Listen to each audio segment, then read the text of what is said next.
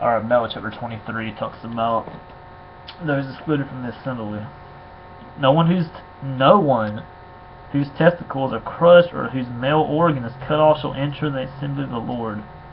No one born of the forbidden union may enter the assembly of the Lord, even to the 10th generation.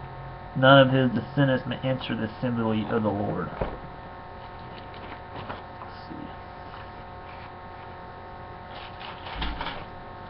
No Ammonite or Moabite, which are basically Muslims from Jordan, may enter the assembly of the Lord. I'm not the Moabites that's Jordan today. So that's what I'm trying to say. May enter the assembly of the Lord, because people who live in Jordan are Muslims. So hence why they're not worshiping the true God, who is Jesus Christ, to worshiping Allah, who's really Satan. So that's why God says that. Is because God knows that Ammonites and Moabites will eventually become Muslims, and they're not going to worship Him. So He excludes them, and Muslims worship Allah, who's really Satan. So the only way they can be saved is if God saves them and they repent of their sins. Even to the 10th generation, none of them may enter the assembly of the Lord forever, because they did not meet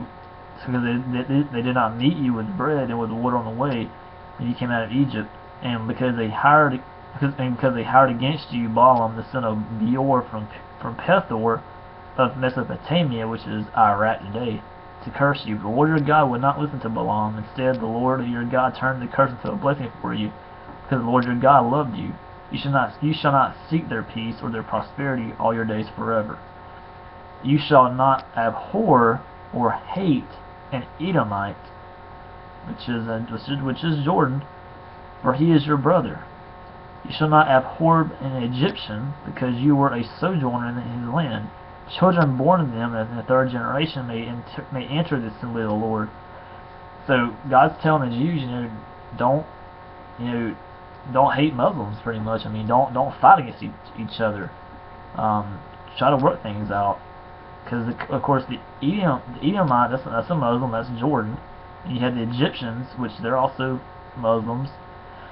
And God's saying, that the Jordanians today, He's saying, they're your brother, and the Egyptians, He's saying that you came out of there, you came out of their land, so don't fight against them. Work together on things. It says, children born to them, 3rd generation, may enter the assembly of the Lord. Uncleanness in the camp. When you are encamped against your enemies, then you shall keep yourself from every evil thing. If any man among you becomes unclean because of a nocturnal emission, then he shall go outside the camp. He shall not come inside the camp. But when evening comes, he shall bathe himself in water, and as sun sets, he may come inside the camp. You shall have a place outside the camp, and you shall go out to it. And you shall have a towel with the tools, and when you sit down outside, you shall dig a hole with it, and turn back and cover up your excrements, because the Lord your God walks in the midst of your camp to deliver you, to give up your enemies before you. Therefore your camp must be holy, so that He may not see anything indecent among you, and turn away from you. Miscellaneous laws. You shall not give up to his master a slave who has escaped from his master to you. He shall dwell with you in your midst, in the place that he shall choose within one of your towns, wherever it suits him. You shall not wrong him. None of the daughters of Israel should be a cult prostitute, and none of the sons of Israel shall be a cult prostitute. You shall not bring the fee of a prostitute or the wages of a dog to the house of the Lord your God in payment for any vow, for both of these are an abomination to the Lord your God. You shall not charge interest on loans to your brother, interest on money, interest on food, interest on anything that is lent for interest. You may charge a foreigner interest, but you may not charge your brother interest. The Lord your God may bless you in all that you undertake in the land that you are entering to take possession of it. If you make a vow to the Lord your God, or a promise to God, you shall not delay fulfilling it, for the Lord your God will surely require it of you, and you will be guilty of sin. But if you refrain from vowing, you will not be guilty of sin. You should be careful to do what has passed your lips, for you have voluntarily vowed to the Lord your God Well, you have promised with your mouth. If you go into your daughter's vineyard, you may eat your fill of grapes, as many as you wish, but you shall not put any in your bag.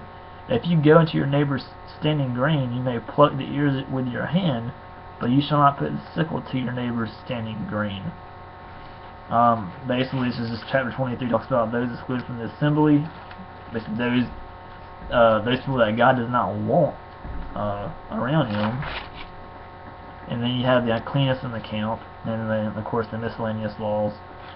That's chapter 23, and I'll be right back with chapter 24 in a minute.